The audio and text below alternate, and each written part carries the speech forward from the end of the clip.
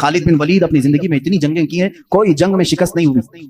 ان کا یہ فخر تھا جب جہالت میں تھے نا، اسلام نہیں لائے تھے، وہ جنگ احد کے سپہ سالار بن کے آئے تھے، اس میں بھی ان کو ہی فتح ملی تھی. کہتے کفر کی حالت میں بھی اللہ نے فتح ہی دی تھی، اسلام میں آئے تب بھی اللہ نے فتح ہی لکھی تھی. حضرت خالد بن ولید ایک ایسے جرنیل کا نام ہے جس کا نام قیامت تک قائم رہے گا، لیکن حضرت عمر فاروق رضی اللہ تعالیٰ عنہ نے سپہ سالاری سے ان کو معزول کر دیا. سسپینڈ کرنا معمولی بات نہیں، لیکن حضرت عمر کیوں کرتے تھے جانتے ہیں؟ بعض لوگ اس کو نکتہ چینی کرتے ہیں، حضرت عمر اس کو ہٹائے اس کو ہٹائے. حضرت عمر فاروق رضی اللہ تعالیٰ عنہ کے پاس کچھ لوگ سفارش لے کر کے آئے، خالد بن ولید کے بغیر جہاد کا میدان کیسے ہوگا؟ ان کو آپ نے معزول کیا. کہا معزول کیا ہوں لیکن سپاہی بن کر کے وہ جائیں گے، سپاہی بن کر کے جائیں گے، سپاہی سالار کوئی اور ہوگا. صحابہ نے پوچھا اس فیصلے کو لینے میں کوئی حکمت ہے امیر المومنین؟ اللہ اللہ توکل دیکھیں. امیر المومنین نے کہا ہاں ضرور حکمت ہے. میں مسلمانوں کو یہ بتانا چاہتا ہوں کہ کوئی جہاد کوئی جنگ خالد بن ولید کی وجہ سے فتح نہیں ہوتی، اللہ کی مدد سے ہوتی ہے.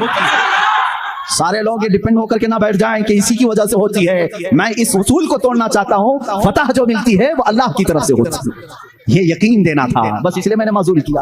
اور یقین توکل ایسا حضرت عمر فاروق رضی اللہ تعالیٰ عنہ کا کتابوں میں لکھا ہے. مصر کے گورنر انہوں نے ایک بری رسم کے متعلق خط لکھ کر کے بھیجا. دریائے نیل سوکھ جاتا تھا ہر سال، وہاں کے لوگ اپنی 16 سال کی ایک نوجوان لڑکی کو ذبح کرتے، اس کی بلی چڑھاتے تھے اور خون جو ہے دریائے نیل میں بہاتے. ان کا عقیدہ تھا بلی دینے کے بعد پھر دریا جوش مار کر اوپر آ جاتا تھا. ہر سال ایسا ہوتا تھا. انہوں نے جب اسلامی حکومت وہاں آ گئی تو لوگوں نے وہاں کے گورنر سے جو مسلمان تھے صحابی تھے ان سے پوچھا ہر سال ہمارا معمول ہے، اس سال بھی آپ اجازت دیں؟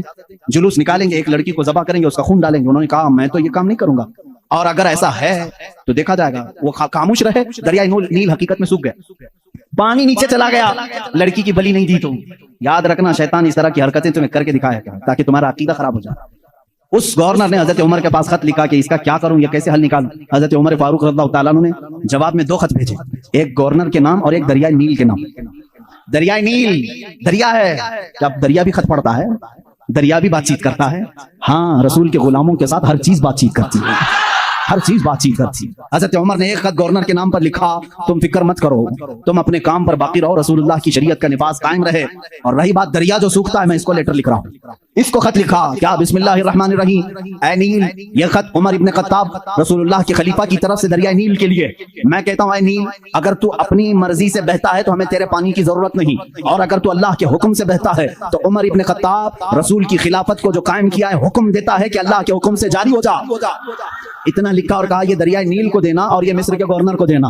خط لے کر کے قاصد آیا، قاصد نے گورنر کو خط پکڑا ہے، گورنر کے نام پر تھا وہ پہنچا، دریائے نیل کے نام پر تھا جو دریائے نیل کو دیا گیا. اس وقت موجود مصر کے سارے لوگ شاہد ہیں، اسی وقت دریائے نیل کا پانی جوش مار کر 16 گز اوپر آ چکا تھا. آج تک دریائے نیل دوبارہ کبھی نہیں سوکھا. 14 صدیاں گزر گئی. میں خود دریائے نیل کی کشتی کی سواری کر